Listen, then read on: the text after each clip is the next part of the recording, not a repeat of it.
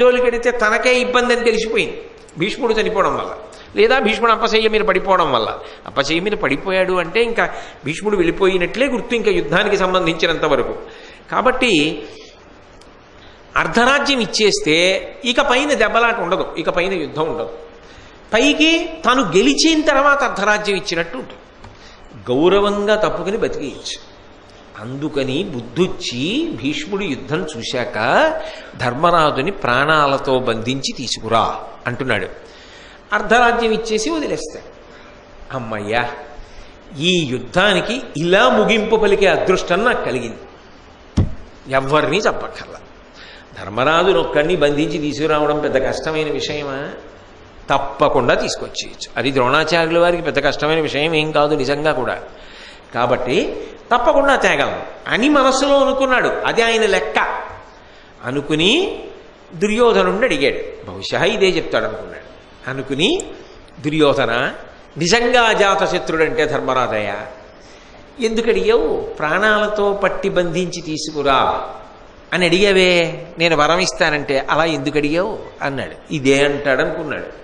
కానీ దుర్యోధనుడు అన్నాడు, ఆ ధర్మసూను కయ్యంబున చంపిన కోపించి గాంధీవి కురుబలంబు సమయించు, మనమోపి సర్వపాండవులను చంపితిమేని, ప్రచండ చక్రధార కౌరవకోటి తలలేరి రాజ్యంబు గోవిందుడీకున్నే కొంతికైన, కాన యుధిష్ఠురు గాయంబు నొంపక తెచ్చి జూదంబాడు తెరగొనర్చి మడుగ నడవికి ననిచిన, తగిలి అతనితోడ తమ్ములు బోనంతలోన ఎల్ల దొసగు మాలు, అప్రతిహిత దుర్విభూతి పెద్ద కాలమే నీలుదు పృథివీ ఎల్లా. గురువుగారు, నేను ఎందుకు తీసుకురమ్మన్నానంటే ధర్మరాజు గారిని ప్రాణాలతో బంధించి దాని వెనక ఒక పెద్ద చిదంబర రహస్యం ఉందండి. ధర్మరాజు గారిని చంపేయండి అని నేను అడగచ్చు. మీరు ధర్మరాజు గారిని చంపేయగలరు, మీకు ఆ శక్తి ఉంది. మీరు ధర్మరాజు గారిని చంపేశారనుకోండి, అర్జునుడికి చాలా కోపం వస్తుంది.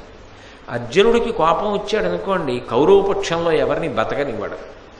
పోనీ మనం అందరం కలిసి అర్జునుడిని, భీముణ్ణి, నకుల సహదేవుల్ని కూడా మట్టు పెట్టేశాం అనుకోండి, కృష్ణుడు ఒప్పుకోడు. అప్పుడు కృష్ణుడు ఏం చేస్తాడంటే, వాడికి ఎక్కడో అనుమానమే, కృష్ణుడు భగవంతుడు ఏమైనా చేస్తాడని. అది విచిత్రం. తెలిసిండి నాశనం అవుతాడు కొంతమంది. మనం దాని జోలికి వెళ్ళడం మంచిది కాదని తెలుసు, తెలిసి నాశనం అయిపోతారు. మూర్ఖత్వం అన్న మాటకి పర్యాయ పదం అదే. ఆ కృష్ణుడు ఒప్పుకోడు. సుదర్శన చక్రం పట్టుకొని కంఠాలన్నీ కోసేస్తాడు 5 నిమిషాల్లో మనందరివి. కోస్తే ఏం చేస్తాడు? ఆ రాజ్యం ఎవరికి ఇవ్వాలి? కుంతీదేవికి పట్టాభిషేకం చేసేస్తాడు. మీకు మాత్రం ఇవ్వనంటాడు. కాబట్టి ఏం చెయ్యండి, రాజ్యం వాళ్ళకే వెళుతుంది.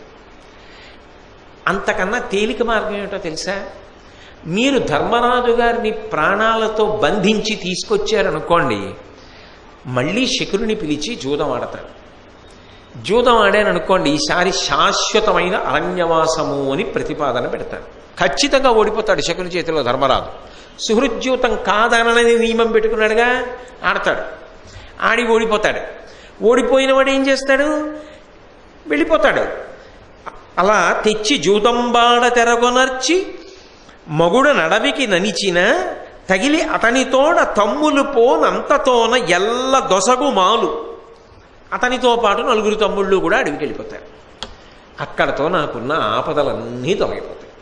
ఇంకా ఏ ఇబ్బంది లేదు. అప్పుడు నేనేం చేస్తాను? అప్రతిహత దుర్విభూతి పెద్ద కాలమే నీలుదు పృథివీ ఎల్లా. అప్పుడు నాకు ప్రతిబంధకం లేదు, శత్రువులు లేరు. చాలా కాలం పాటు ఈ రాజ్యాన్నంతటినీ కూడా నేనే ఏలుతా. నన్ను అడ్డగలిగినటువంటి వాడు ఎవడు ఉండడు. కాబట్టి ఈ వరం ఇవ్వండి, ధర్మరాజుని ప్రాణాలతో బంధించి తెచ్చేయండి. అది మీకు పెద్ద కష్టమేం కాదుగా. నిజంగా ధర్మరాజు ద్రోణుడి ముందు నిలబడలేడు, అది పరమసత్యం. ద్రోణుడి యొక్క శక్తి అటువంటిది. కాబట్టి బంధించి తేండి అన్నాడు. వరం ఇచ్చినందుకు ద్రోణుడికి పరమ అసహ్యం వేసింది. ఇటువంటి అపాత్రుడికి వరం ఇచ్చాను, వీడు నన్ను అడిగింది ఇదే. ధర్మరాజు గారిని ప్రాణాలతో బంధించి తీసుకొస్తే జూదం ఆడి శాశ్వతంగా అడవికి పంపిస్తాడా? ఆ తమ్ముళ్ళని పంపిస్తాడా? దీనికి నన్ను వాడుకుంటాడా? అందుక నాకు ఈ సర్వసైన్యాధ్యక్షం. ఇప్పుడు పొంగంతా కుంగయింది. ఇప్పుడు ఏం చేయాలి మరి అంటే 5 నిమిషాల్లో ఈ పదవి నాకు ఎందుకు వచ్చిందా అని ఏడిచే స్థితి వచ్చింది. లోకంలో ఇలాగే ఉంటాయి కదా. కాబట్టి ఇది ఎక్కడ పదవిరా, ఎందుకు వచ్చిన పదవి నాకు అని బాధపడి ఇప్పుడు వరం ఇస్తానన్నాడుగా, మరి అసాధ్యమైన వరం అడగలేదుగా ధర్మరాజు గారు, దుర్యోధనుడు. మరి నేను ధర్మరాజుని ప్రాణాలతో బంధించి తాను అని అనలేడుగా. ఇప్పుడు అలాగని తీసుకొచ్చి ధర్మాన్ని పాడు చెయ్యలేడుగా. పైగా అలా చేయడం అసాధ్యం, శ్రీకృష్ణుడు అక్కడ ఉన్నాడని తెలుసుగా. కాబట్టి ఇప్పుడు ఏదో ఒక వంక పెట్టుకోవాలి. వంక పెట్టి ధర్మరాజుని తేవడం అంత తేలికేం కాదనాలి. ఓ నియమాన్ని పక్కన చేర్చాలి. చేరిస్తే కొంతలో కొంత తనకి ఊపిరి ఆడుతుంది. లేకపోతే ఈ క్షణంలో ఏనుగెక్కి లేకపోతే రథం ఎక్కి బయలుదేరిన దగ్గర నుంచి ఏం చేయాలంటే ధర్మరాజు గారు ఎక్కడున్నాడో వెతికి పట్టుకుని తీసుకురావాలి. ఎక్కడా దొరకలేదండి అని చెప్పడానికి వెనకాలే ఉంటాడు దుర్యోధనుడు. అదిగో అక్కడ ఉన్నాడు పట్టరా అంటాడు. నేను ఎలా పట్టుకొస్తానంటే ఎలా కుదురుతుంది, ఎందుకు పట్టుకురాలేరు మీరు ధర్మరాజుని అంటాడు. అదే నడిచింది ద్రోణపర్వం అంతా. ఎన్ని మాటలు నిందించాడో పాపం ఆ ద్రోణుణ్ణి. ఒక్కసారి జీవితంలో ఆ పదవి ఒప్పుకుని నీకు వరం ఇస్తానన్నందుకు. అందుకే ఇస్తానన్నారు కదా అని అన్ని పదవులకు ఆశపడకూడదు. ఆశపడిపోయి అవతల వాళ్ళకి వరాలు ఇవ్వకూడదు. ఒళ్ళు దగ్గర పెట్టుకుని తాను ఎందులో ఇమడగలడో అందులోని ఇమిడి బ్రతకాలి. కాబట్టి ఇప్పుడు తప్పించుకునే ప్రయత్నం చెయ్యాలి ద్రోణుడు. అందుకని అన్నాడు, నరుడెడసొచ్చనీని విను నాకది దుష్కరము ఏనొకండనే సురగణమైన వ్రేలగొని చూపక జాలరు వాడు లేనిచో దిరమై పోర నిల్చిన యుధిష్ఠిరు ద్రౌపది పుట్టినింటి వేవురు విరగంది చూడ నలమున్ జలమున్ చెడపట్టి తెచ్చేదను. దుర్యోధన, వరం ఇచ్చాను, ఏదైనా అడగమని అడిగావు, కానీ కొంచెం కష్టమైన వరం అడిగావు. ధర్మరాజుని ప్రాణాలతో బంధించి తెమ్మంటున్నావు. ధర్మరాజుని తేవడం వరకు తేలిక. కానీ ధర్మరాజుని నిరంతరం ఎవరు కాపాడుతూ ఉంటారంటే అర్జునుడు కాపాడుతుంటాడు. ఎందుకన్నాడో, యుద్ధానికి బయలుదేరే ముందు అర్జునుడి దగ్గరికి వచ్చి నువ్వు కమ్ముకుండు సైన్యాన్ని అంతటినీ అన్నాడు. నిన్న చెప్పాడుగా ధర్మరాజు గారు.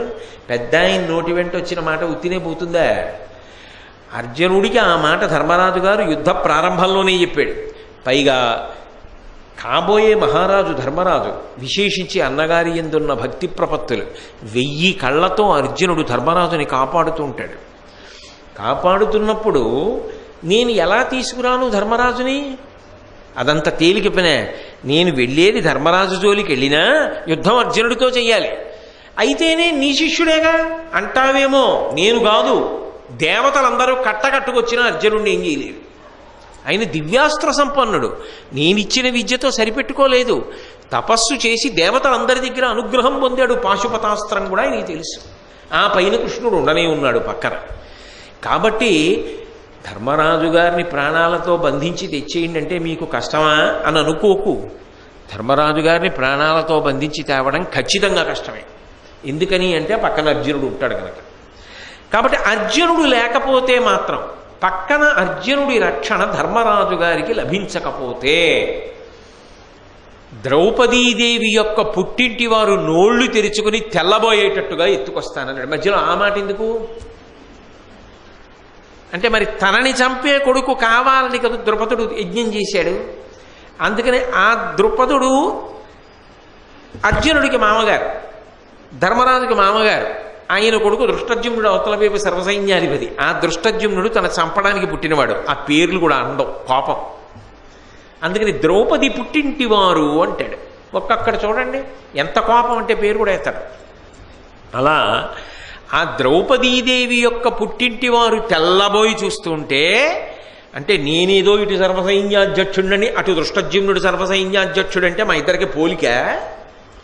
కాపాడగలడా దృష్టజ్యుమ్నుడు నా నుంచి ధర్మరాజుని? కాపాడలేడు. ద్రౌపదుడు కాపాడగలడా అల్లుడిని? కాపాడలేడు. నోళ్లు తెరిచి చూస్తూ ఉండాలంటే నేను ఎత్తుకొస్తుంటే. అర్జునుడితో నన్ను ఓడించడం కాదు.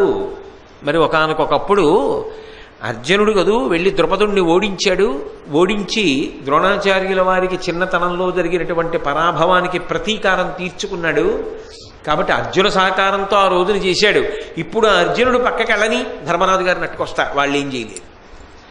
కాబట్టి అర్జునుడు పక్కన లేకపోతే ఖచ్చితంగా నీకు ఇచ్చినటువంటి వరం నిజమే, తీరుస్తా, ధర్మరాజుని ప్రాణాలతో బంధించి తీసుకొస్తాను నీ దగ్గరికి. జూదం ఆడతావో ఇంకోటి చేస్తావో ఆ సంగతి వదిలిపెట్టు, నా వరకు నేనేం వరం ఇచ్చా, తీసుకొస్తానన్నా తీసుకొస్తా అంటే కొంచెం వెసులుబాటు కల్పించుకున్నాడు.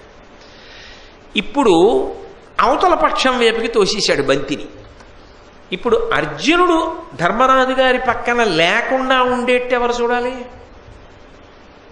దుర్యోధనుడు చూడాలి. కానీ దుర్యోధనుడు ఏమంటాడు? అది నేను కాదు, సర్వసైన్యాధ్యక్షుడు మీరు కాబట్టి వ్యూహం అలా మీరు పన్ని అర్జునుడి సహకారం ధర్మరాజుకి దొరకకుండా మీరు చూడాలంటాడు. ఎలా అయినా ఇరకాటమే. ఇప్పుడు ఇందులో అనేకానేకమైనటువంటి పరిస్థితులు ఏర్పడతాయి. ఒకటి, అర్జునుడి యొక్క సహకారం ధర్మరాజు గారికి దొరకకూడదంటే ఏం చేయాలి? అర్జునుడిని ధర్మరాజు నుంచి దూరంగా తప్పించాలి. దూరంగా తప్పించడం సాధ్యమా? మనం చెప్తే వెళ్ళిపోతాడా? నువ్వు రేపు పొద్దున మీ అన్నయ్య దగ్గర ఉండకో అంటే ఉండడం మానేస్తాడు ఆయన. అలా ఏం ఉండడం మాండవు. పైగా అర్జునుడి దగ్గర ఓ లక్షణం ఉంది. అర్జునుడు అంత దూరంలో ఉన్నవాడిని చూసి ఇక్కడి నుంచి బాణం వేస్తాడు. ఈ బాణం వెళ్ళి వాడికి తగిలేటప్పటికీ అర్జునుడి రథం వెనకాతల వాడు ఉండగా బాణం తగులుతుంది.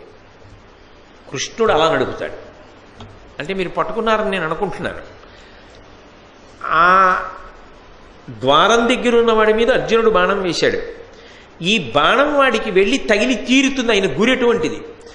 ఈయన బాణం కన్నా ముందే రథం దాటేస్తుంది వాడిని. అందుకని వాడు రథం వెనక్కి వెళ్ళిపోతాడు. అప్పుడు చూసేవాడికి ఎలా ఉంటుందంటే అర్జునుడు వేసిన బాణం వెనకలున్న వాడికి తగిలింది ఏమిటి అనిపిస్తుంది. అంటే రథాన్ని కృష్ణుడు అలా నడుపుతాడు, అంత వేగంలో అర్జునుడు అలా బాణం వేస్తాడు. కాబట్టి ఎంత తప్పిస్తే ధర్మరాజు దగ్గరికి అర్జునుడు రాకుండా ఉంటాడని నమ్మగలరు మీరు? ఎలా సాధ్యం అవుతుంది? అదే జరిగింది పద్మవ్యూహంలో, అదే జరిగింది సైంధవ వధలో. అలాగే వెళ్ళాడు అర్జునుడు. ఆ వేగంతో వెళ్ళాడు కాబట్టి సూర్యాస్తమయానికి కొట్టాడు.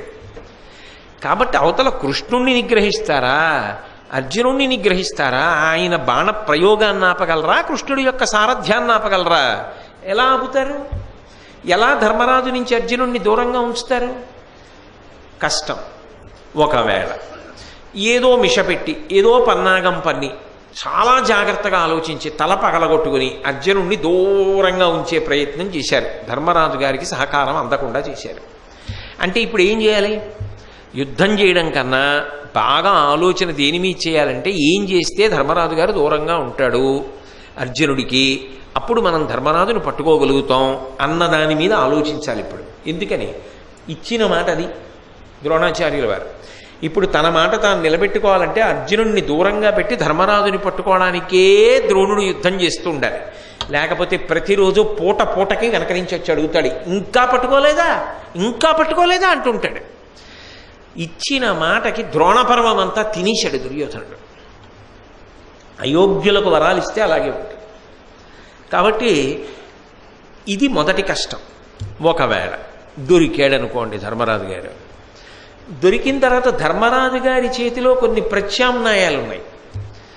ధర్మరాజు గారు వెంటనే ద్రోణుణ్ణి అంత దూరంలో చూడగానే ఎక్కడో దాక్కోడు, యుద్ధం చేస్తాడు. ఆయన మహావీరుడే కదా, యుద్ధం చేస్తాడు. కానీ ద్రోణుడు ముందు నిలబడలేడన్నది మాత్రం పరమసత్యం. యుద్ధం జరుగుతూ ఉండగా ఇంకా ధర్మరాజు గారు ఓడిపోయే పరిస్థితి రాగానే రథం తిప్పుకుని పారిపోయాడు అనుకోండి యుద్ధభూమిలోంచి. పారిపోతున్న వాడిని ఎలా చంపుతాడు? చంపకూడదు కాబట్టి చంపలేడు. పారిపోతున్న వాడిని పట్టుకుని బంధించే ప్రయత్నం చేసే లోపల మిగిలిన వాళ్ళు కమ్ముకు నాపితే అప్పుడు ఎలా దొరుకుతాడు అసలు? ఒక ప్రశ్న, పోనీ ఏదో వెనక్కి తిరిగి వెళ్ళిపోతుంటే తరుగుతాడు అనుకున్నారనుకోండి. తరిగిన తర్వాత దగ్గరికి వచ్చిన తర్వాత ధర్మరాజు గారు రథం దిగిపోయి 2 చేతులు ఎత్తి నించున్నాడు అనుకోండి. అప్పుడు ఏం చేయాలి ధర్మరాజు గారిని ద్రోణుడు? యుద్ధ నియమాలు కొన్ని ఉంటాయి. ఎలా పడితే అలా వెళ్ళి పట్టేసుకుని తీసుకొచ్చేయడానికి వీలుండదు. అలా 2 చేతులు ఎత్తి నించున్నాడు అనుకోండి, ఊరుకోవాలి. ఎలా బంధిస్తాడు? మాట అంటే అనేశాడు, వరం అంటే ఇచ్చేశాడు, ఆయనేమో ఇది అడిగాడు, అమలు చేయడం ఎలా? ఈలోగా అర్జునుడు రాకుండా ఉంటాడా ఇవన్నీ జరిగే లోపల? ఇప్పుడు ఇది పెద్ద సమస్య కింద పరిణమించింది. ద్రోణాచార్యుల వారి సర్వసైన్యాధిపత్యంలో యుద్ధం జరిగినటువంటి రోజులన్నీ కూడా ద్రోణాచార్యుల వారి తలకాయ పోటంతా ఏమిటంటే ఎలా ధర్మరాజు గారిని పట్టుకోవాలి, ఇదే సమస్య. కాబట్టి ఈ సమస్య దుర్యోధనుడికి కూడా వెళ్ళింది. ఎలా అర్జునుడిని ధర్మరాజు గారి నుంచి దూరం చేయాలి? చేస్తే తప్ప ధర్మరాజు గారిని పట్టుకోలేము. అటు తిరిగిపోయింది యుద్ధం. సరే ఏదో చేద్దాం అని నిర్ణయానికి వచ్చారు.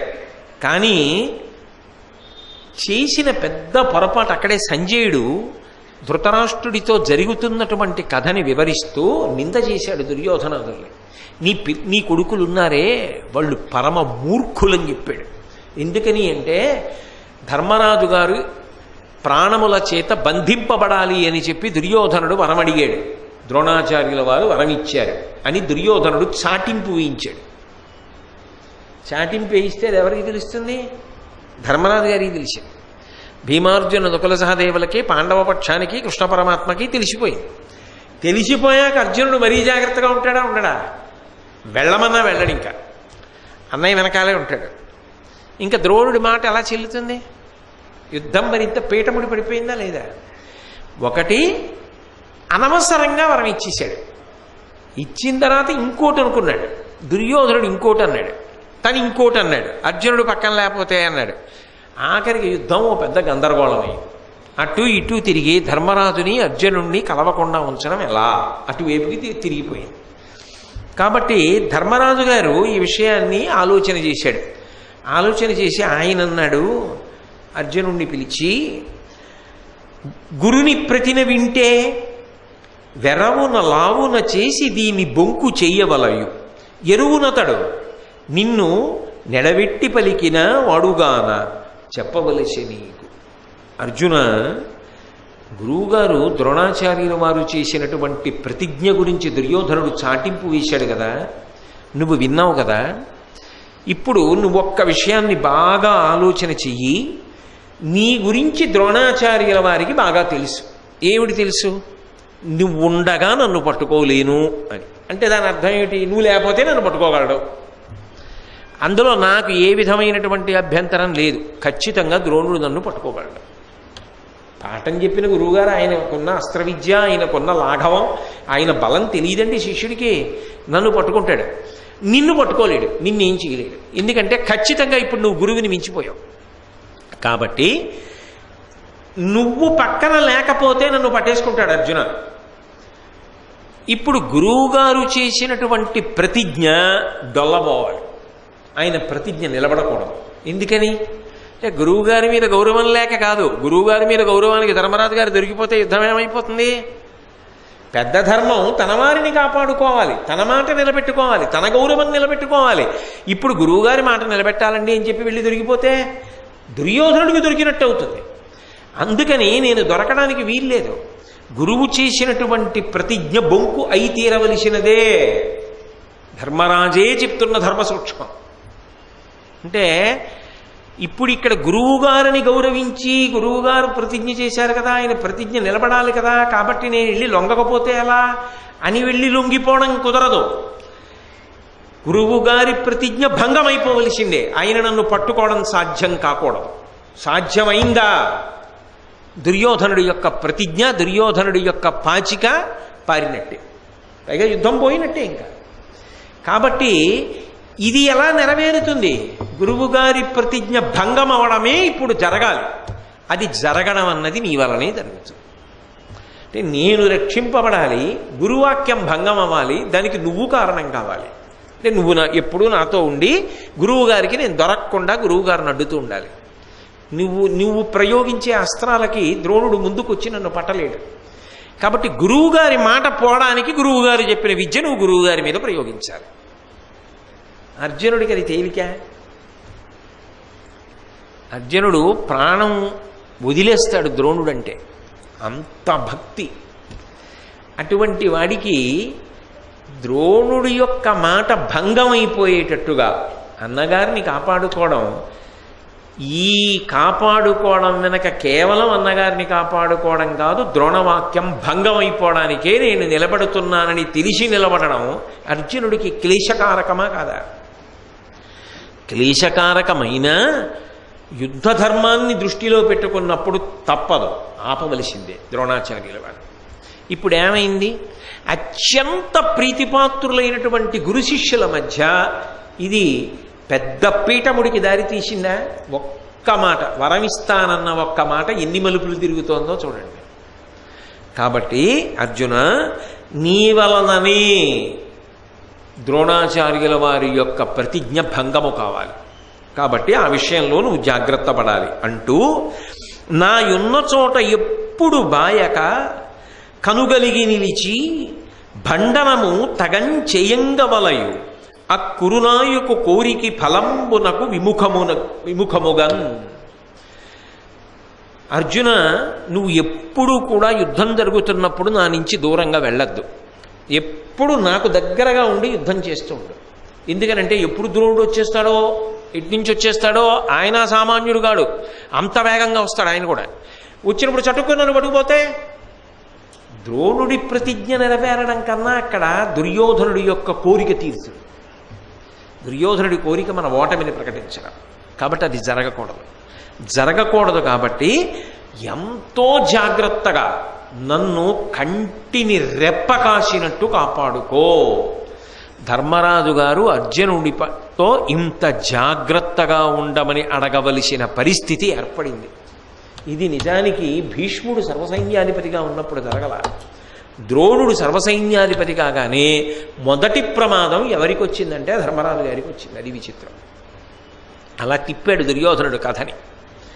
కాబట్టి తప్పకుండా జాగ్రత్తగా ఉండు సుమా అంటే అర్జునుడు అన్నాడు, క్షోణీవల్లభ విను, మే ప్రాణముతో నుండా నిన్ను పట్టి కొనగా ద్రోణునకు కాదు, సగణ స్థానునకైనను వశంబే తలకేమిటికి.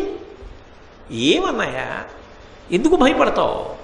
నేను ప్రాణములతో ఉన్నంత కాలం నిన్ను బంధించి తీసుకెళ్లడం అనేటటువంటిది ద్రోణుడికి కాదు, సమస్త గణములతో కలిసి సాక్షాత్తు రుద్రుడే వచ్చి యుద్ధంలో నిలబడినా సాధ్యం కాదు. నిన్ను బంధించడం అంటే నన్ను దాటిన తరువాతే, నా ప్రాణములు తీసిన తరువాత నిన్ను బంధించాలి. అప్పటి వరకు అది జరిగేటటువంటి పని కాదన్నయా. కాబట్టి ఎందుకు భయపడతావు? అసలు భయపడవలసినటువంటి అవసరమే లేదు. నువ్వు ప్రశాంతంగా ఏమీ ఇబ్బంది పడకుండా మనసులో శాంతితో ఉండు. నిరంతరం యుద్ధం జరుగుతున్నప్పుడు నేను నీ దగ్గరే ఉంటా.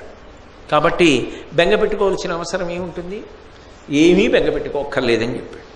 సరే, చాలా సంతోషం, నువ్వు ఇలా అన్నావు కాబట్టి ఇంకా నేను బెంగ పెట్టుకోవడానికి ఏముంది, తప్పకుండా అలాగే చేద్దాం అన్నాడు. అంటూ అర్జునుడు ఒక మాట అన్నాడు, నిన్ను బంధీకృతుణ్ణి చెయ్యడం, గురువుగారిని వధించడం, ఈ రెండు సమాన పాపములు. నువ్వు బంధీకృతుడు అయిపోతుంటే చూస్తూ ఊరుకోవడం, గురువుగారిని నేను చంపడం, ఈ రెండు జరిగేవి కాదన్నయ్యా అన్నాడు. అంటే భారతంలో ఒక విషయం అర్థమైపోయింది. భీష్ముడి విషయంలో ఏమో అర్జునుడు భీష్ముడిని కూడా చంపుతానన్నాడు. ద్రోణుడి విషయంలో అర్జునుడు ఆ మాట వల్ల ఎన్నడూ కూడా ద్రోణుణ్ణి చంపుతానన్న మాట అర్జునుడు అనడం. అప్పుడు ద్రోణుడి స్వైర విహారానికి అడ్డు లేదు, ఎందుకంటే ఆయన విలుకాడు. అప్పుడు ఆయన అసలు ఆపేది ఎవరింకా? దృష్టజ్యుమ్నుడు చంపాలి, అందుకే వచ్చాడు. కానీ నిజానికి ద్రోణుణ్ణి తట్టుకోగలడా? తట్టుకోలేడు దృష్టజ్యుమ్నుడు. ఇప్పుడు అసలు ద్రోణుణ్ణి ఆపేది ఎవరు? అందుకే యుద్ధం ప్రమాదకరమైన పోకడ ఎక్కడ పొందింది అంటే ద్రోణుడి సర్వసైన్యాధిపత్యంలోనే పొందింది బాగా. ఈ రెండిటిని సమానం చేశాడు అర్జునుడు. నేనుండగా నువ్వు ప్రాణములతో బంధింపబడడం, నేను గురువుని సంహరించడం రెండూ ఒక్కలాంటి పాపములు సుమా అన్నయ్య. అంటే దాని అర్థం ఏంటి? నిన్ను కాపాడతాను, ద్రోణుడిని నేను చెయ్యకుండా చూస్తాను, కానీ ద్రోణుణ్ణి చంపడం జరగదు, నేను చెయ్యనన్నయ్య ఆ పాప పని. ఆయన గురువుని చంపడం ఏంటి?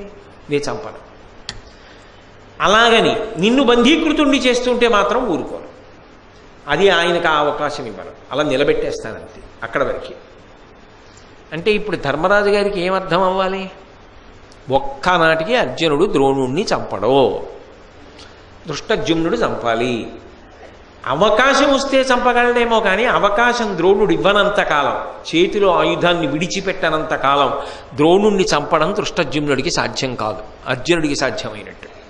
ఎందుకంటే అర్జునుడి యొక్క అస్త్రవిద్య వేరు, దృష్టద్యుమ్నుడిది వేరు. దృష్టద్యుమ్నుడు అర్జునుడితో సమానుడిని ఎలా మీరు నిర్ధారణ చేయగలరు? సాధ్యం కాదు అది. కాబట్టి ఇంకొక జటిలమైన ముడిపడింది. ఇన్ని పీఠముడులు పడ్డాయి. సరే, తప్పకుండా అలా చేద్దాం అనుకున్నారు. మొట్టమొదటి రోజు యుద్ధం ప్రారంభమైంది. ధర్మరాజు గారు యుద్ధానికి వెళ్ళాడు. వెనకాతలే అర్జునుడు సంరక్షకుడిగా ఉంటున్నాడు. ఎంత వెనకాతలే అన్నా ఒక రహదారి మీద వెడుతున్నప్పుడే ఒక వాహనం వెనక ఓ వాహనం కలిసి బయలుదేరదాం అనుకున్నా మధ్యలో బోలెడని వాహనాలు దూరుతాయి.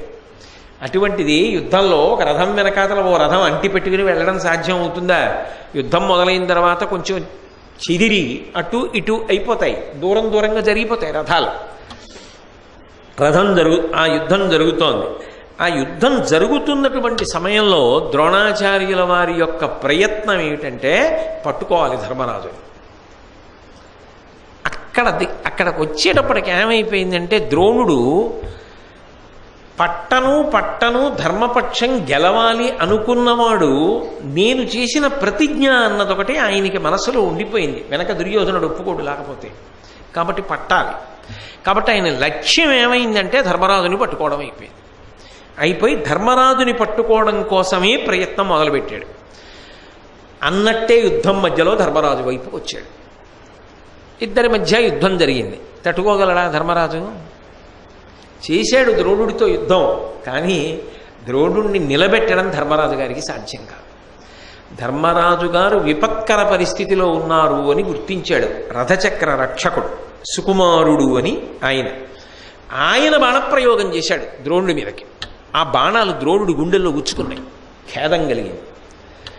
వీడెవర్రా మధ్యలో చక్రరక్షకుడు నా మీద బాణాలు వేసి నన్ను నొప్పించి నా దృష్టి మరలేటట్టు చేస్తున్నాడని బంగారు మొనగలిగినటువంటి బాణాన్ని తీసి గురి చూసి కొట్టి ఆ సుకుమారుణ్ణి చంపేశాడు ద్రోణాచార్యుల వారు.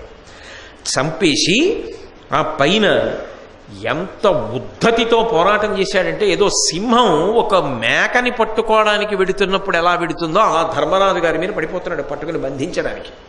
ఆ వెళ్ళిపోతున్న తీరు చూసి ద్రోణుడు దొరికిపోతున్నాడని చెప్పి చుట్టుపక్కన ఉన్నటువంటి వాళ్ళందరూ కూడా ధర్మరాజు గారికి అడ్డంగా వచ్చారు. ద్రోణుడి యొక్క శక్తి తక్కువ.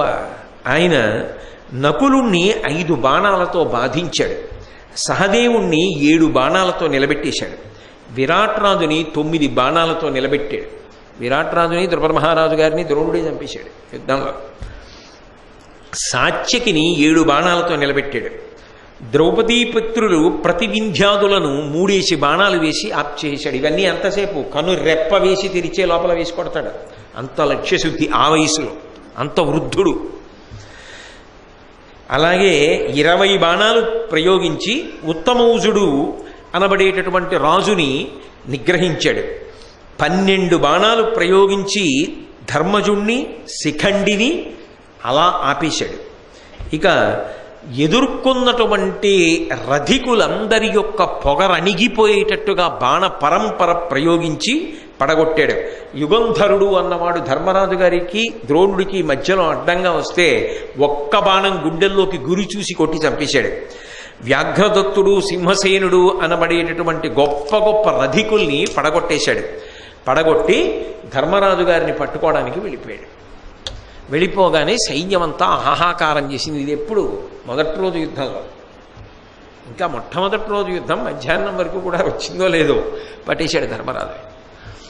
దగ్గరికి వెళ్ళి ఇంకా ధర్మరాజుని బంధీకృతుణ్ణి చేస్తాడు. సైన్యం అంతా హాహాకారం చేసింది. అక్కడ జరిగింది పొరపాటు. ఇది దుర్యోధనుడు చాటింపు వేయకుండా ఉండి ఉంటే ఏం జరిగి ఉండేదో. బహుశः ద్రోణుడు సడీ చప్పుడు లేకుండా ధర్మరాజుని బంధించి ఉండేవాడేమో. ఎందుకంటే అర్జునుడు అంత అప్రమత్తంగా ఉండడు కనుక. కానీ బుద్ధి కర్మానుసారిణి. ధర్మం అవతల వైపు ఉండగా యువతలవాడి బుద్ధి మంచిగా ఎందుకు పనిచేస్తుంది? దాన్ని గొప్పగా చాటింపేయించాడు. అందుకే సంజయుడు ధృతరాష్ట్రుడితో మాట్లాడుతూ బుద్ధిహీనులైన నీ కొడుకులు అన్నాడు. చాటింపు వేయబట్టి అర్జునుడు ఎందుకైనా మంచిదని జాగ్రత్తగా ఉన్నాడు. సైన్యం అంతా జాగ్రత్తగా ఉంది. ద్రోణుడి లక్ష్యం ధర్మరాజే, పట్టుకుంటాడు, బంధిస్తాడని. ఎప్పుడైతే ఇక కమ్ముకొచ్చేశాడో ధర్మరాజు మీదకి, అడ్డొచ్చిన వాళ్ళందరినీ పడగొట్టేశాడో, సైన్యం అంతా పెద్ద కేకలేసింది. అదే పట్టుబడియే ధర్మజుండు అదయుండకు ద్రోణు చేత అక్కట నేడున్మదుడై సుయోధనుడు తండ్రి దలిర్పగా ఏగు కరిపురికి కొని ఎలమిన్. అది గదిగో ద్రోణాచార్యుల వారు పట్టేశాడు ధర్మరాజు గారిని, బంధించేస్తున్నాడు. తన రథం మీద పెట్టుకుని వెళ్ళిపోతాడు. వెళ్ళిపోయి దుర్యోధనుడికి అప్పచెప్తాడు. దుర్యోధనుడు మహాగర్వంతో సంతోషంతో బంధీకృతుడైన ధర్మరాజుని రథంలో పెట్టుకుని హస్తినాపురానికి తీసుకెళ్ళిపోతాడు. తీసుకెళ్ళిపోయి ధృతరాష్ట్రుడి దగ్గర పడేస్తాడు. అయిపోయింది యుద్ధం. యువతల పక్షంలో రాజు దొరికిపోయిన తర్వాత ఇంక యుద్ధం ఏమిటి? కారుణ్యమన్న మాట లేకుండా ద్రోణుడు ఇంత ఉద్ధతికి ఒడిగట్టి మొట్టమొదటి రోజే ఇంత దారుణమైన యుద్ధం చేసి ధర్మరాజుని బంధించేశాడు. పట్టుకెళ్ళిపోతున్నాడు తనతో అని. గోరొంతలు కొండంతలు చేశారంటారే, వదంతులు వ్యాపించినంత తేలిగ్గా సత్యాలు వ్యాపించం. భారతం రామాయణం కిష్కింధకాండలో దాని గురించి అద్భుతమైనటువంటి విశేషాలు చూపిస్తారు. కాబట్టి ఎప్పుడైతే ఇంకా ధర్మరాజు గారి మీద పడిపోవడానికి ద్రోణాచార్యుల వారు అన్ని విధాలా సిద్ధపడిపోయి ఉన్నాడో, ఇక తీసుకెళ్ళిపోయినట్టే వాళ్ళు భావించేశారు. భావించి పెద్ద పెద్ద కేకలు వేసేశారు. సైన్యం అంతా ఇంత పెద్ద కేకలు వేసేటప్పటికే అర్జునుడు జాగ్రత్త పడ్డాడు. ఓ అన్నయ్యకి ఏదో ప్రమాదం ఏర్పడింది అని అత్యంత వేగంతో, అది కృష్ణ పరమాత్మ నడుపుతున్న రథం, ఉత్తర క్షణంలో ధర్మరాజు గారి దగ్గరికి వచ్చాడు. ఏదో ఇంగ్లీష్లో ప్రొవెర్బ్ ఉంటుంది, there can be a slip between cup and lip అని. తాగుతున్నటువంటి పాత్ర ఇలా తాగుదామనుకున్నది పాత్రకి పెరివికి మధ్యలో జారికి నేల మీద పడిపోవచ్చు. ఏం చెప్పగలం? పట్టేశానని అనుకున్నాడు ద్రోణుడు.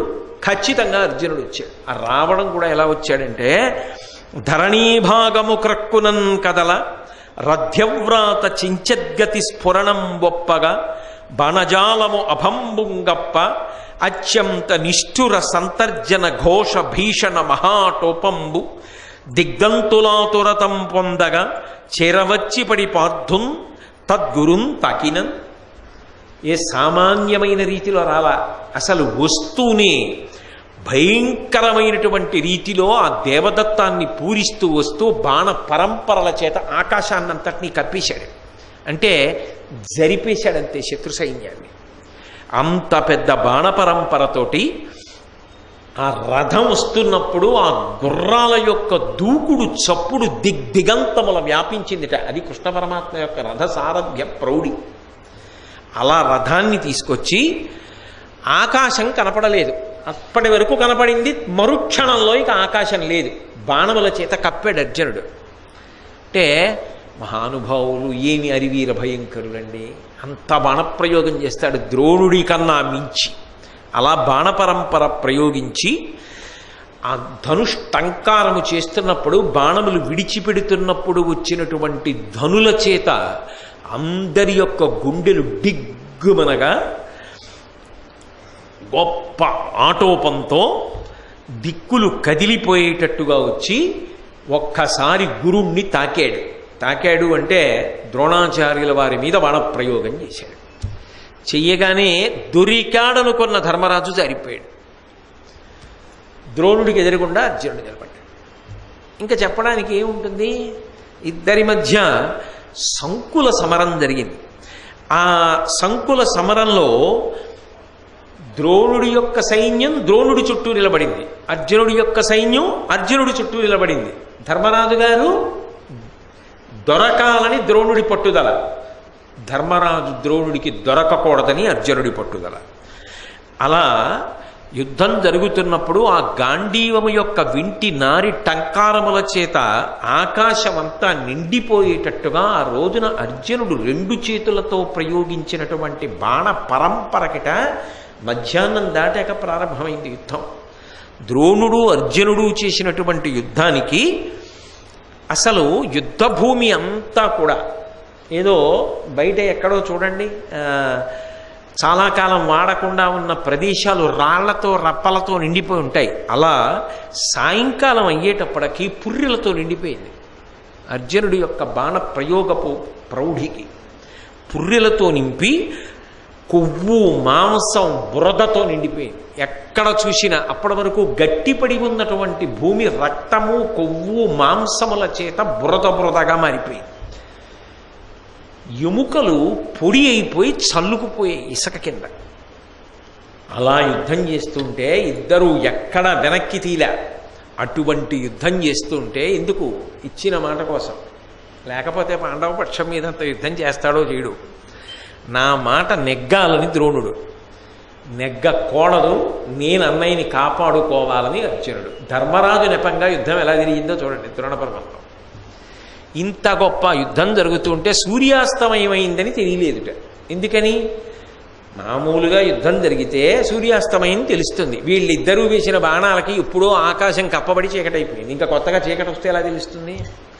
ఏదో అతి కష్టం మీద తెలుసుకున్నారు, చీకటి అయిపోయింది, సూర్యాస్తమయమైందని. కాబట్టి యుద్ధం ఆపాలి, అందుకు ఆపారు.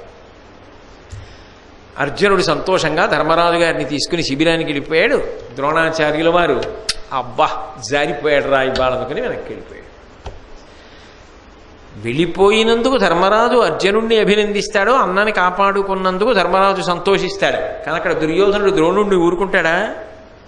ఒక్కనాటికి ఊరుకోడు. గురువర్యా మీరు ఇంత విలువిద్యాపారంగతులు, కానీ కావాలని మీరు వదిలేశారు. మీరు పాండవ పక్షపాతి, మీరు తలుచుకుంటే పట్టుకోగలరు ధర్మరాజుని, మీరు పట్టుకోలే. అర్జునుడిని ఆపాటి మీరు ఆపలేరా? మీరు ఆపరు అంటాడు. అందుకే రెండవ రోజు యుద్ధానికి బయలుదేరుతున్నప్పుడే ద్రోణుడు జాగ్రత్త పడ్డాడు. జాగ్రత్త పడి ఒక మాట అన్నాడు, దుర్యోధన, ప్రతిజ్ఞ చేశాను కాబట్టి ధర్మరాజు గారిని పట్టుకోవడం కేవలం నా కర్తవ్యం అన్నట్లుగా ప్రవర్తించవద్దు. నేను నా ప్రతిజ్ఞని నెరవేర్చాలంటే నువ్వు కూడా సహకరించాలి. అర్జునుడు ధర్మరాజు దగ్గర లేకుండా నువ్వు చూసుకో, ధర్మరాజుని పట్టుకునే పూచి నేను చూసుకుంటాను. ఇప్పుడు అర్జునుడిని దూరంగా పంపించవలసిన కర్తవ్యం దుర్యోధనుడికి వచ్చింది. ఎలా పంపించాలి? ఎందుకు ఎడతాడు? పైగా ముందు రోజు ఇంత జరిగాక పెడతాడా? అంటే వాళ్ళకి ఉన్నది ఏమిటంటే ధర్మం. ఆ ధర్మానికి కట్టుబడవలసిన పరిస్థితి వస్తే వెళ్ళిపోతాడు అర్జునుడు దూరంగా. ఆ పరిస్థితిని కల్పించాలి. దుర్యోధనుడు ఆలోచిస్తున్నాడు, ఏం చేస్తే అర్జునుడు ధర్మరాజుకి దూరంగా వెడతాడు అని. వెంటనే సుశర్మ బయలుదేరి వచ్చాడు. వచ్చి సుశర్మ మీకు గోగ్రహణ సమయంలో వాడు గుర్తుండే ఉంటాడు ఆయన. ఆ సుశర్మ వచ్చి అన్నాడు, ఎప్పటి నుంచో అర్జునుడి మీద మాకు ప్రతీకారం ఉంది, ఇప్పుడు మేము అవకాశాన్ని వాడుకుంటాం. మిగిలిన వాళ్ళ సహకారం లేకుండా అర్జునుడు ఒక్కడే యుద్ధం జరిగేటట్టుగా మేము యుద్ధభూమికి దక్షిణం వైపుకి చాలా దూరంగా అర్జునుడిని తీసుకుపోతాం. ఎలా తీసుకుపోతాం అంటే, నీ దమ్ముంటే మాతో యుద్ధం చేయి, నువ్వు యుద్ధం చేయలేవా మాతో, అయితే ఊరుకో అంటాం. ఆయన అలా యుద్ధానికి పిలిస్తే కాదనడం, ధర్మయుద్ధానికి. కాబట్టి ఏం చేస్తాడంటే, సరే రండి అంటాడు. మేము దూరంగా విడిది చేస్తాం యుద్ధభూమికి, అక్కడికి అర్జునుడే వస్తాడు యుద్ధానికి. అప్పుడు ధర్మరాజుకి దూరంగా ఉంటాడు. ధర్మరాజు శిబిరంలో పడుకోవడానికి లేదు, యుద్ధానికి వస్తాడు. అప్పుడు అర్జునుడి సహకారం ఉండదు కాబట్టి మీరు పట్టేయండి ధర్మరాజు. మిమ్మల్ని ఇక్కడ ఆపగలిగిన వాడు లేడు. అక్కడ అర్జునుడిని ఇంతమంది ఉంటాం కాబట్టి తొందరగా వెళ్ళిపోకుండా మేము ఆపుతాం. ఎంతమందిని చెప్తే మాత్రం ఒకళ్ళ ఇద్దరా? ఎందుకని అంటే త్రిగర్తులు ఉన్నారు. వాళ్ళ తమ్ముళ్ళు సత్యవ్రతుడు, సత్య శర్మ, సత్యవర్మ, కేరళ, మాళవ, శిలీంధ్ర, మగధ, మచ్చిల్లికాది దేశాధిపతులందరూ ఉన్నారు. సంశప్తకులు, వీళ్ళందరూ కొన్ని వేల సైన్యం ఉంది. వీళ్ళందరితోటి యుద్ధం జరగద్దు అంత తేలిక. అర్జునుడు ఇలా వెళ్ళి అలా వచ్చేయడానికి అదేం పేరంటమా, లేకపోతే ఏదో వస్తువు కొనుక్కురావడమా, ఏదో వెళ్ళి వచ్చేసామండి అనడానికి కుదరదు కదా అలాగా. కాబట్టి ఆ యుద్ధం అంతా పూర్తయ్యే వరకు ఉండాలి. కాబట్టి అక్కడ మేము అర్జునుడిని ఆపుతాం. తొందరగా రావడానికి అవకాశం ఉండదు అర్జునుడికి. ఎందుకంటే ధర్మరాజు గారికి అర్జునుడికి చాలా దూరంలో ఉంటారు. ఇది సమయం కాబట్టి ద్రోణాచార్యుల వారు యువతల వైపు నుంచి ధర్మరాజు మీదకి యుద్ధానికి ఎడతాడు. ద్రోణుణ్ణి ఆపగలిగిన వాడు ఉన్నాడు. ద్రోణుణ్ణి ఆపగలిగిన వాడు ఉంటాడు కాబట్టి ద్రోణాచార్యుల వారు ధర్మరాజు గారిని బందీకృతుణ్ణి చేసి తీసుకొస్తాడు. ఇది వ్యూహం. దుర్యోధన నీకు అంగీకారమేనా? పరమ సంతోషించాడు. మంచి ఆలోచన చెప్పాడు రా, ప్రతీకారం ఉన్నందుకు వీడి బుర్రలో చాలా మంచి ఆలోచన వచ్చిందని, తప్పకుండా ఇవాళ మనం ధర్మరాజుని పట్టేయచ్చు అని అలా చేద్దాం. వీళ్ళందరూ చాలా దూరంగా దక్షిణం వైపుకి వెళ్ళి అర్జునుడిని యుద్ధానికి పిలిచారు. అర్జునుడు ధర్మరాజు గారి దగ్గరికి వెళ్ళాడు. మరి ఆయన ధర్మం ఆయనకు ఉంటుంది. యుద్ధానికి రా అని పిలుస్తున్నప్పుడు అబ్బేబే నేను రాను, కుదరదు, మా అన్నయ్య వెనకాల ఉండాలి నేనని చెప్పి రానడానికి ఎలా కుదురుతుంది? యుద్ధానికి పిలిచినప్పుడు వెళ్ళాలి. అది క్షాత్రధర్మం. కాబట్టి అక్కడ వద్దు ఇక్కడే కొట్టుకుందాం అలా అనలేరు కదా యుద్ధాల్లో. అక్కడికి వెళ్ళి యుద్ధం చేయాలి. కాబట్టి అర్జునుడు ధర్మరాజు గారి దగ్గరికి వెళ్ళన్నాడు, తరిమి సుశర్మ తమ్ములును తానును ఆజికి నన్ను బిల్వ నేనెరుగని ఎట్టులుండుటిది ఏ పురుషార్థము వారి నెల్ల నీట్టెర ఉరుమాడ పంపుము కడిందిగ చూడకు నీకు ఏమియున్ కరకొర కాదు పోమికడు నష్టము నాకు నుదాప్త మనసా. ఓ ధర్మరాజా, ఓ అన్నయ్య, నువ్వు వింటున్నావు కదా, ఆ సుశర్మ మిగిలినటువంటి వారు అందరూ కూడా నన్ను యుద్ధానికి రమ్మని ఆహ్వానిస్తున్నారు. ధార్మికుడైన వాడు యుద్ధానికి పిలుస్తుంటే నేను రాను అని అనడానికి వీల్లేదు. కాబట్టి నేను నీ వెనకాతల ఇక్కడ ఉండిపోతే, అవతల యుద్ధానికి వెళ్ళకపోతే నా గౌరవం భంగమైపోదా? నా క్షాత్రధర్మం నశించిపోదా? అది ఏ పురుషార్థము? అది ఎలా పురుషార్థం అనిపించుకుంటుంది? రేపు పొద్దున్న ధర్మరాజు గారిని రక్షించుకోవాలన్న విషతో పిలిచినా అర్జునుడు యుద్ధానికి రాలేదు అని లోకం చెప్పుకోదా? అందుకని నేను వెళ్ళాలి కదా. కాబట్టి అన్నయ్య నన్ను ఆశీర్వచనం చేసి పంపించు, నేను వాళ్లతో యుద్ధానికి వెడతాను. కానీ నీ దగ్గర ఎవ్వరూ లేరు అని చెప్పి నువ్వు బెంగ పెట్టుకోవద్దు అన్నయ్య. నువ్వు తప్పకుండా రక్షింపబడతావు, కానీ వెళ్లకుండా ఆగిపో అన్న మాట మాత్రం అనద్దు. ఎందుకంటే వెళ్లకుండా ఆగడం నాకు అసాధ్యం. అది నాకు యుద్ధానికి సంబంధించిన ధర్మనిష్ట, అందుకని నేను వెళ్ళవలసి ఉంటుంది అని అన్నప్పుడు ధర్మరాజు అర్జునుడితో అన్నాడు, గురిని బలశౌర్యముల నెరుంగుదము మనకు అతని పూనిక బొంకు చేయంగవలయు దీనికెయ్యది కార్యంబు దాని నీవు బుద్ధి నిచితంబుగా తలపోయు మనుడు. మంచిదే, నువ్వు చెప్పింది యథార్థమే, నీకది ధర్మం, నువ్వు వెళ్ళాలి, యుద్ధం చెయ్యవలసిందే. కానీ ద్రోణాచార్యుని వారి యొక్క బలపరాక్రమములు నీకు తెలుసు కదా, ఆయన శౌర్యం నీకు తెలుసు కదా, నిన్ననే కదా యుద్ధం ఎలా జరిగిందో చూసావు. అంత పౌరుష పరాక్రమాలతోటి ఇవాళ మళ్ళీ వస్తాడు నన్ను పట్టుకోవడానికి. ఎందుకంటే ప్రతిజ్ఞ చేశాడు. ద్రోణాచార్యుల వారి ప్రతిజ్ఞ ఎంతకాలము నెరవేరలేదో అంతకాలమే మన గౌరవము నిలబడినట్టు. ద్రోణుడి యొక్క ప్రతిజ్ఞ నెరవేరడము అంటే దుర్యోధనుడి యొక్క పాచిక పారినట్టే. కాబట్టి గురుడి మాట నిలబడడానికి వీల్లేదు. ఈ విషయంలో ఆయన మాట నెగ్గడానికి వీల్లేదు. మరి అలా జరగాలంటే ఇక్కడ ఏం చేయాలి? ఇక్కడ ఎవరు కాపాడతారు నన్ను? ఎవరు ఉంటారు నా వెనకాతలను వెళ్ళిపోతే? కాబట్టి నీ బుద్ధికి తోచినట్టుగా నువ్వు బాగా ఆలోచించి దానికి కూడా తగినటువంటి వ్యూహాన్ని ఏర్పాటు చేసి ప్రణాళికారచన చేసి తదనంతరం నువ్వు యుద్ధానికి బయలుదేరు. తప్పకుండా వెళ్ళిరా, నీ ధర్మానికి నేను అడ్డురాను, వెళ్ళవలసిందే. అలా వెంటనే అర్జునుడు ధర్మరాజు గారితో అన్నాడు, పిలిచిన బోవకుండుటిది బీతతనంబగు కాన నేర్పుగా తలపదు లోకము ఏ నరిధనం బొనరింపగ ఎట్లు పోయేదన్ నేను అరివధం బొనరింపగా ఎట్లు పోయేదన్ చలము బలంబు ధైర్యమును శౌర్యమును కలవాడు వీడు నేడలఘుడు కుంభసంభవుని నాగు భవత్ పరిరక్షణార్థి అయి. అన్నయ్య, నువ్వు చెప్పింది నిజమే. అక్కడికి వెళ్ళకపోతే నా ధర్మం పోతుంది, ఇక్కడ ఉంటే ఇక్కడ ఉండకపోతే నువ్వు పట్టుబడిపోతావు, ద్రోణాచార్యుల వారి మాట నెగ్గుతుంది, దుర్యోధనుడి యొక్క పాచిక పారుతుంది. కాబట్టి నేను అక్కడికి వెళ్ళి యుద్ధమూ జరగాలి, ఇక్కడ నీకు రక్షణ దొరకాలి. అంటే ఏం చేయాలి?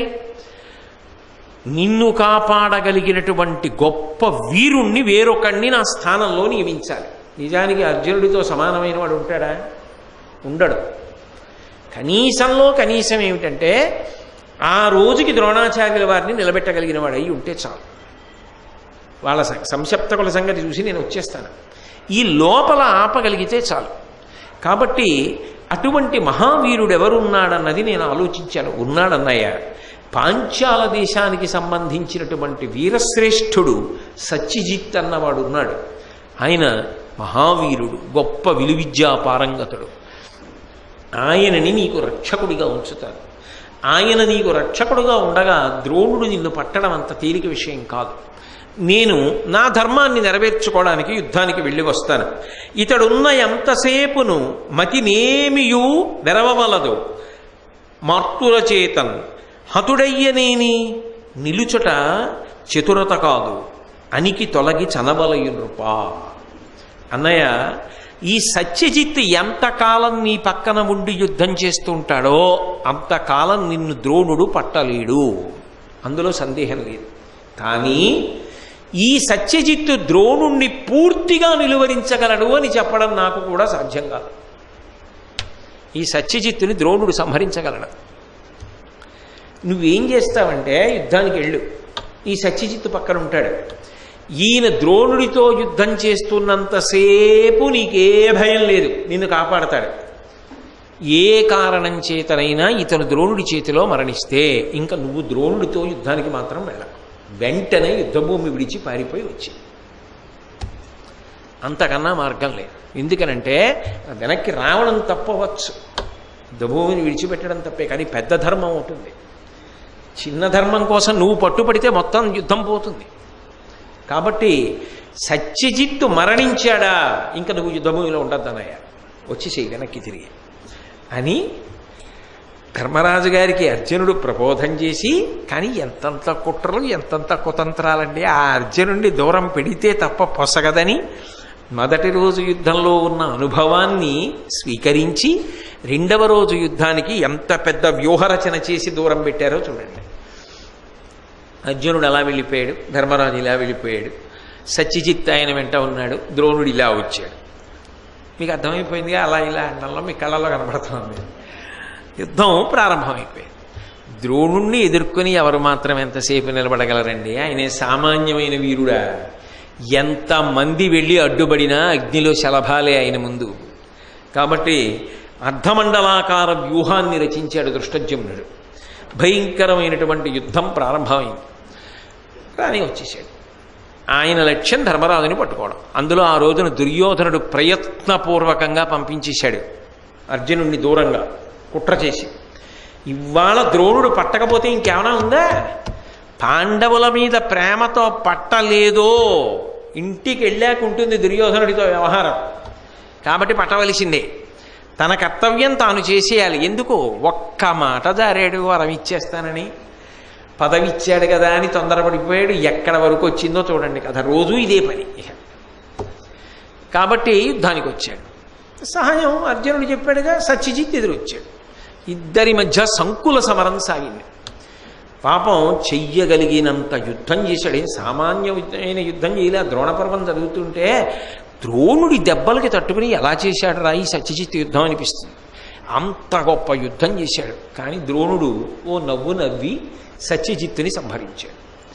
ఎప్పుడైతే సత్యజిత్తు పడిపోయాడో ఇక ఆయనకి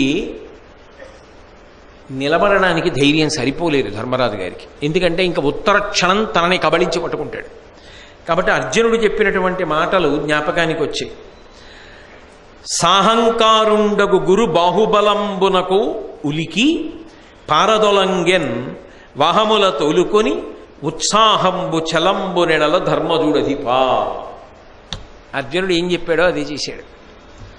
ఎప్పుడైతే సత్యజిత్ మరణించాడో ఉత్సాహం అణిగిపోయింది, తేజస్సు నశించిపోయింది. ఇంకా ఇక్కడ ఒక్క 2 నిమిషాలు నిలబడ్డానో వచ్చి మీద పడి బంధిస్తాడు అర్జునుడు లేని కూడా దగ్గర. కాబట్టి అర్జునుడు చెప్పిన మాట పాటించడం వినా మార్గం లేదని వెంటనే రథాన్ని తిప్పేసి తన గుర్రాలు తోలుకొని యుద్ధభూమిని విడిచిపెట్టి ఆ ధర్మరాజు గారు పారిపోతున్నాడు.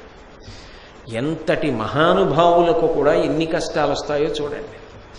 మనకొచ్చే కష్టాలు అంటే నేను మీ వంటి వారిని గురించి మాట్లాడటం లేదు, మీరు పెద్దలు, మీరు తట్టుకోగలరు, మీరు రామాయణ భారత భాగవతములు జీర్ణమైన వారు, నా బోటి వాడికి నన్ను నేను హెచ్చరిక చేసుకుంటూ ఉంటాను. అటువంటి వారే కుట్రలు కుతంత్రాలకి అన్నన్ని కష్టాలు పడవలసి వచ్చింది. ఇక సామాన్యులకి పరిస్థితి ఎలా ఉంటుంది? రామాయణ భారత భాగవతాలు ఎందుకు పనికొస్తాయంటే జీవితంలో ఇటువంటివి జ్ఞాపకం తెచ్చుకుని ఊంచుకోవడానికి పనికొస్తాయి బాగా. కాబట్టి అంతటి ధర్మరాజు గారు యుద్ధభూమిని విడిచిపెట్టి వెనక్కి తిరిగి పారిపోతున్నాడు. పారిపోతున్నాడు కదా అని ద్రోణుడు వదిలిపెట్టలేదు. ఎందుకని వదిలిపెట్టలేదు అంటే, వదిలిపెట్టేశాడు అనుకోండి, వెనక్కి వెళ్ళాక అడుగుతాడు ఎందుకు వదిలేసావు, పారిపోయాడు అని అనుకోండి. పారిపోతే వెంట తరవలేదా అంటాడు. వెంట తరవచ్చు కదా, ఎందుకు తరవలేదంటాడు. ఆయనకు వచ్చిన పెద్ద తలకాయ పోటు ఏమిటంటే ద్రోణాచార్యుల వారికి ఆ దుర్యోధనుడి మాటలు గుర్తొస్తాయి. ఆ పదవి ఒకటి ఇచ్చినందుకు గాను తొందరపడి సంతోషపడిపోయి వరం ఇచ్చేసి ఊబిలో దిగిపోయాడు. ధర్మపక్షపాతం లేదా అంటే ఉంది. నిజంగా ధర్మరాజుని పట్టుకుని తీసుకెళ్ళి అప్పచెప్పగలడా తన చేతులతో? అప్పచెప్పలేడు. కానీ అప్పచెప్పడానికి తాను సర్వశక్తులు ఒడ్డినట్టుగానే ఉండాలి. అవసరమైతే వెనక్కి వెళ్ళి తిట్లు తినాలి.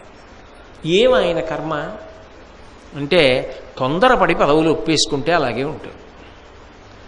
ఒక్కొక్కసారి సంతోషం ఎక్కువైపోయి ఇవ్వరాని వాళ్ళకి మాట ఇచ్చినా, ఇవ్వరాని వాళ్ళకి వరాలు ఇచ్చినా ఇక జీవితంలో కాలు పైకి లాక్కోలేడు.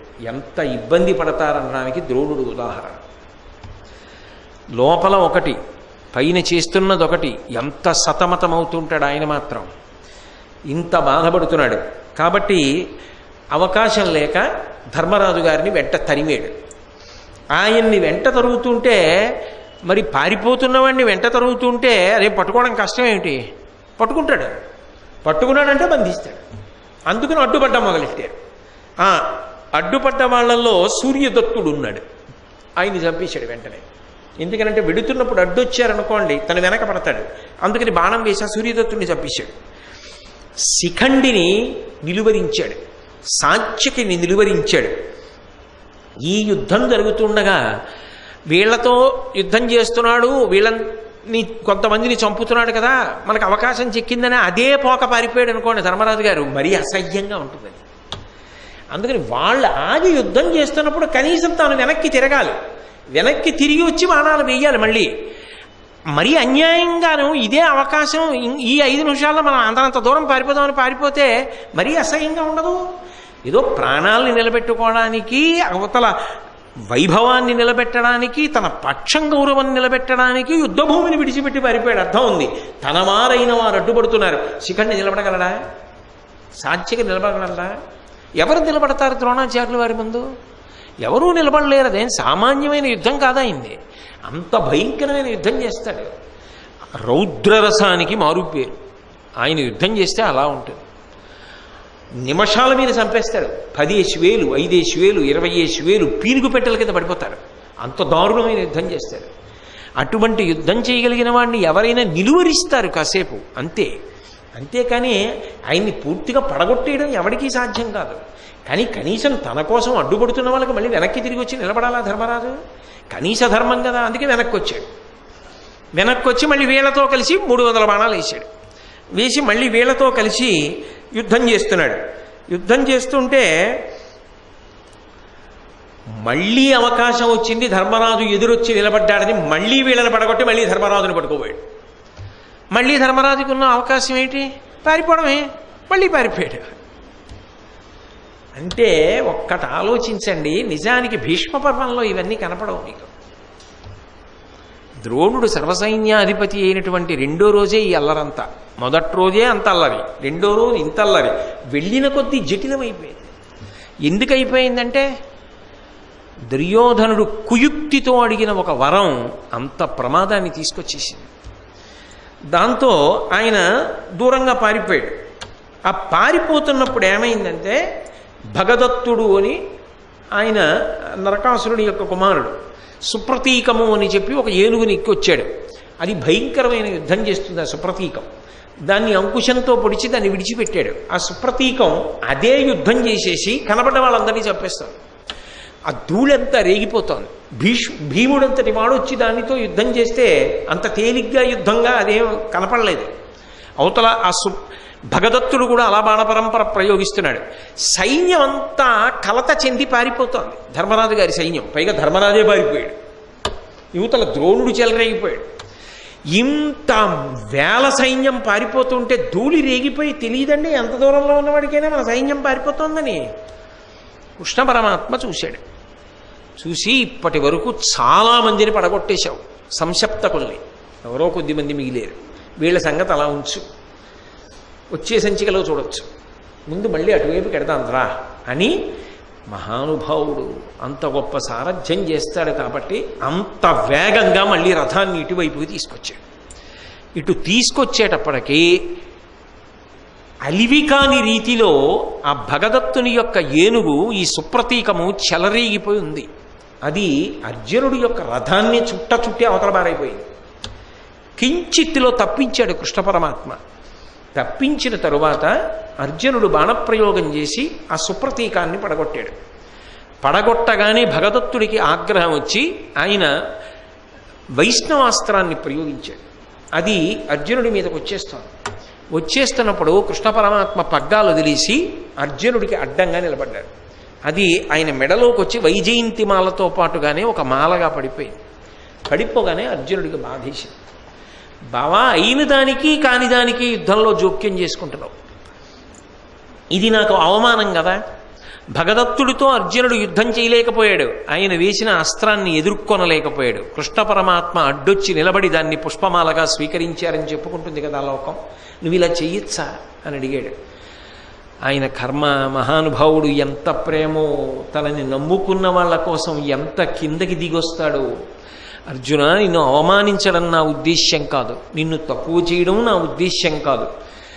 ఒకానొకప్పుడు శ్రీ మహావిష్ణువుకి భూదేవికి కలిపి జన్మించిన వాడు నరకాసురుడు. ఆ నరకాసురుడికి యొక్క కుమారుడు ఈ భగదత్తుడు. ఈ భగదత్తుడికి వాళ్ళ తండ్రికి, ఆ తండ్రి వలన అంటే విష్ణువు వలన అందినటువంటి ఆ వైష్ణవాస్త్రం సంక్రమించింది. వాడు దాన్ని అభిమంత్రించి విడిచిపెట్టాడు. దాన్ని నేను వినా పుచ్చుకోగలిగిన వాళ్ళు లేరు. అది ప్రమాదకరము, దాన్ని ఉపసంహారం చేయడం కుదరదు. అది నిన్నెక్కడ కబళించేస్తుందో అని దాన్ని నేను మాత్రమే పుచ్చుకోగలను. ఎందుకని? ఆయనే పరిపూర్ణావతారం, ఆయనే సాక్షాత్ విష్ణువు, ఆయనే లోకరక్షకుడు.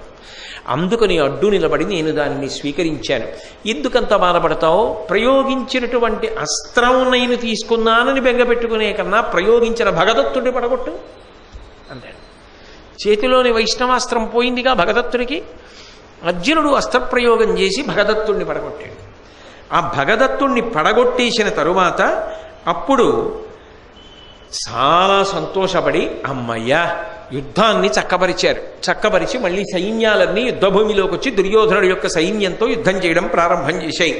అవతల దుర్యోధనుడు ద్రోణాచార్యుల వారి దగ్గరికి వెళ్ళి పెనుపారన్వరమిచ్చితట్లు గడిమిన్ భీమాగ్రుజుండాజి గిట్టిన పట్టంకడు నగ్గమైన ఎడ్డ క్రీడింతెప్పుడు ఇట్లైన చాలని వాడందురు నన్ను కుటిలాలాపంబులన్ వెర్రి చేసిన నీకైనది ఏమి ఆశ్రిత గుణశ్రేష్ఠుండు వంచునే. గురువర్య, ద్రోణాచార్య, నువ్వు చేస్తున్నటువంటి పని ఏమైనా బాగుందా? యుద్ధంలో నీకు భీమాగ్రజుడు అంటే భీముడి కన్నా ముందు పుట్టినటువంటి ధర్మరాజు గారు దొరికాడు, నీ ఎదురుగుండా నిలబడ్డాడు. పారిపోతూ ఉంటే పట్టుకోవడం నీకంత కష్టమైన విషయం కాదు. కావాలని నువ్వు వదులుతున్నావు. నిజంగా పట్టుకోవాలంటే 2 మాటలు పారిపోయే అవకాశం నువ్వు ఇస్తావా? నీకు అదంత కష్టమైన పనే. నువ్వు బంధించి తేగలవు. కానీ నీకు మనసులో ఉన్నది ఒకటి, పైకి నాకు వరం ఇచ్చింది ఒకటి. నిన్ను నమ్మినటువంటి వాణ్ణి ఇలా మోసం చేయొచ్చా? నేను నిన్ను ఎంత నమ్మి సర్వసైన్యాధిపత్యం ఇచ్చి కూర్చోబెట్టాను, నువ్వేం చేస్తున్నావు? నిన్ను నమ్మినటువంటి నన్ను మోసం చేస్తున్నావు. దూరంగా అర్జునుడిని తీసుకెళ్ళిపోయేటట్టుగా వ్యూహం పన్నాను. అర్జునుడు దూరంగా వెళ్ళిపోయాడు. నీకు కావలసినంత అవకాశం వచ్చింది. అవతల సత్యజిత్తుని పడగొట్టావు, ధర్మరాజుతో యుద్ధం చేశావు, 2 మాటలు పారిపోయాడు. అంటే ఏమిటి దాని ఉద్దేశ్యం? నేను ఇవాల్టి ప్రవచనాన్ని పూర్తి చేస్తూ మళ్ళీ రేపు సాయంకాలం 7 గంటలకి కలుసుకున్నప్పుడు ప్రవచనాన్ని కొనసాగిద్దాం. మంగళాశాసనపరై మదాచార్య పురోగమై సర్వైశ్చ పూర్వైరాచార్యై సత్కృతాయాస్తు మంగళం. మంగళం కోసలేంద్రాయ మహనీయ గుణాత్మనే చక్రవర్తి తనూజాయ సర్వభౌమాయ మంగళం. ఉమాకాంతాయ కాంతాయ కామితార్థప్రదాయినే శ్రీగిరీశాయ దేవాయ మలినాథాయ మంగళం. సర్వం శ్రీ ఉమామహేశ్వర పరబ్రహ్మార్పణమస్తు. స్వస్తి.